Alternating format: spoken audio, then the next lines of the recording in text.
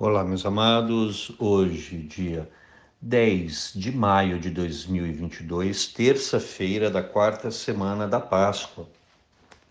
Evangelho segundo João. Celebrava-se em Jerusalém a festa da dedicação do templo. Era inverno. Jesus passeava pelo templo no pórtico de Salomão. Os judeus rodearam-no e disseram: Até quando nos deixarás em dúvida? Se tu és o Messias, dize-nos abertamente. Jesus respondeu: Já vou-lo disse, mas vós não acreditais. As obras que eu faço em nome do meu Pai dão testemunho de mim. Vós, porém, não acreditais, porque não sois das minhas ovelhas.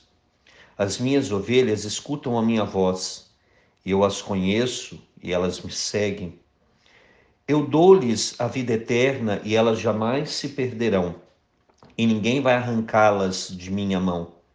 Meu Pai, que me deu estas ovelhas, é maior que todos, e ninguém pode arrebatá-las da mão do Pai.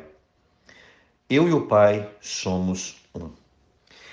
Então você percebe aqui que o texto está profundamente ligado com o Evangelho de domingo. Por quê? Porque é parte daquele Evangelho. O final do trecho de hoje esteve presente no Evangelho de domingo, que fala exatamente dessa mesma temática, o bom pastor, correto? Então vamos lá. Jesus está em Jerusalém para a festa da dedicação do templo, que está lá nos livros de Macabeus, quando o templo depois é dedicado de novo, o templo de Jerusalém, após ele ter sido vamos dizer, dessacralizado, se podemos dizer assim, por Antíoco Epífanes IV, que ele entra em Jerusalém, vai profanar, era essa palavra que eu queria lembrar, ele vai profanar o templo de Jerusalém. Depois Jerusalém é conquistada por Judas Macabeu e toda a sua família, e aí eles dedicam novamente o templo de Jerusalém ao Senhor. Então, todo ano, até hoje, eles celebram a dedicação do templo, mesmo o templo hoje já não existindo mais. Então, aí diz que, aqui João demarca, era inverno, então João está demarcando o tempo também, porque era importante.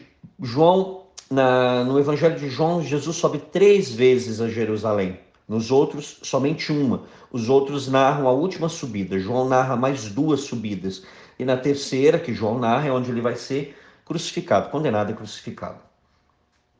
Então os judeus rodeiam Jesus ali quando ele estava passeando no pórtico de Salomão e perguntam para ele o seguinte: até quando nos deixarás em dúvida? Se tu és o Messias, dize-nos abertamente. É interessante aqui a resposta que Jesus vai dar, por quê? Olha o que o Senhor fala: já vou-lo disse, mas vós não acreditais. As obras que eu faço em nome do meu Pai dão testemunho de mim. Vós, porém, não acreditais, porque não sois das minhas ovelhas. E aí ele vai começar com o trecho que nós vimos domingo. Então, o que o Senhor está dizendo aqui? Olha, a fé, gente, não é uma questão. O que Jesus está dizendo para eles é isso. Eles não aceitam Jesus como Messias, esperam que o Senhor fale abertamente. O Senhor fala: veja minhas obras. Vocês estão vendo, mas não querem acreditar. Então não é uma questão de testemunhar as coisas. É por isso que eu falo para vocês que milagre não gera fé, que milagre não gera transformação. Porque esses homens viram. Então era assim: olha, bom, ele está agindo dessa forma, então ele só pode ser enviado de Deus. Não, gente, a fé não é 1 mais 1 igual a 2. 2 mais 2 igual a 4. Não é assim que a fé age. Não é uma questão, como nós vamos dizer na filosofia, de silogismos. Não é isso. Não é essa a questão. A questão aqui é muito mais ampla. É realmente de você abrir o coração e deixar que a fé brote no seu coração, nesse caso aqui desses homens, para acolher Jesus como Senhor e Salvador, como Messias, aquele enviado pelo Pai. Então, Jesus aqui explica de forma bem clara, não é uma questão que eles não querem crer. Eles não querem crer, não é uma questão, eles viam o que estava acontecendo, mas não queriam acreditar. E Jesus explica de forma muito clara o porquê eles não querem acreditar. O Senhor acabou de falar aqui: vós não acreditais porque não sois das minhas ovelhas. Ou seja, não aceitam Jesus como Senhor e Salvador, não acreditam nele como Messias. E aí, como eu disse, é o trecho de domingo, Jesus começa a citar: as minhas ovelhas escutam a minha voz e eu as conheço e elas me seguem. Eu expliquei esse texto domingo. Ontem foi no mesmo sentido: escutar a voz do pastor, saber discernir, como eu contava aquela história das 3 pessoas que chamaram as ovelhas, mas que as ovelhas só responderam à voz do pastor. Então aqui o Senhor também vai dizer: olha, vocês não acreditam porque não são minhas ovelhas. Por quê? Porque as minhas ovelhas escutam a minha voz, eu as conheço, eu sei quem elas são, e elas me seguem. Então elas ouvem e me seguem. Vocês ouvem, mas não me seguem, então não são minhas ovelhas. Ouvir aqui é muito mais do que um simples ato, né? Vamos dizer, automático, né? Jesus fala que escutam a minha voz. Então é preciso escutar a voz do Senhor. Então, não adianta, às vezes você pode ouvir a voz, mas não escutar. Qual é a diferença, padre? Ouvir é algo que eu faço automaticamente. Eu ouço, por isso a minha palavra, aqui a gente tem o ouvido, porque eu ouço, né? Ouvir é algo que eu faço automaticamente. O que é escutar? É ouvir com atenção. Então tem gente que vai à igreja, ouve a homilia do padre, mas não escuta a homilia do padre.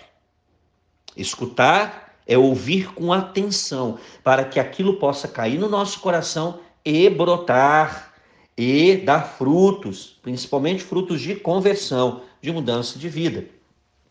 E aí o Senhor continua: eu dou-lhes a vida eterna e elas jamais se perderão. Então as ovelhas do Senhor jamais se perderão, ou seja, não irão para o inferno, porque se seguirem o Senhor e aceitarem Jesus como Salvador, serão salvos. Por quê? Porque Ele é o Salvador, Ele nos garante a vida eterna, Ele vai preparar o caminho para nós, porque Ele é o caminho. E aí ele continua: e ninguém vai arrancá-las de minhas mãos, de minha mão.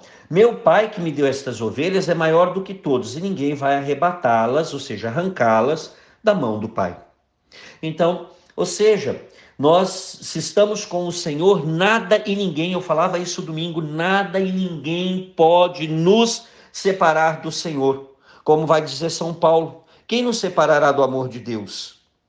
Fome, tribulação, a morte? Em tudo isso somos mais que vencedores. Se eu não me engano, ele fala isso na carta aos Romanos, não me lembro agora. Mas para dizer o quê? Que realmente, gente, só nós podemos nos separar da mão do Senhor.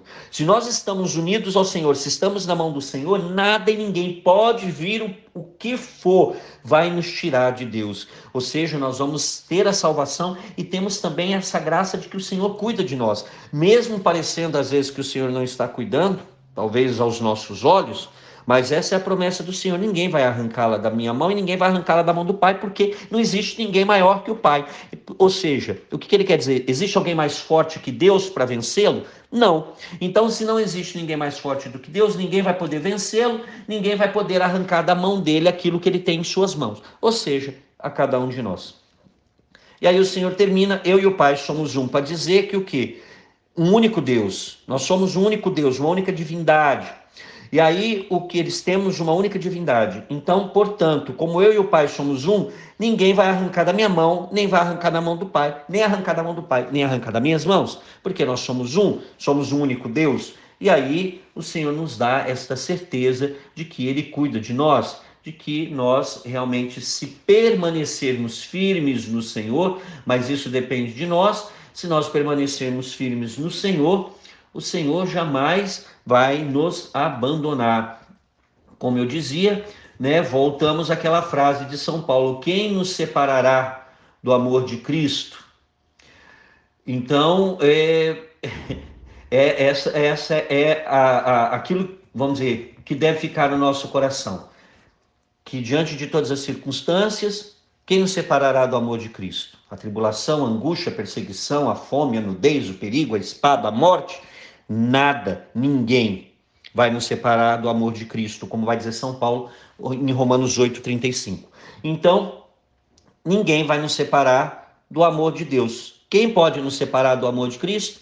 Somente nós. Então, tomemos cuidado para que nós escutemos a voz do Senhor e sigamos fielmente o nosso Deus.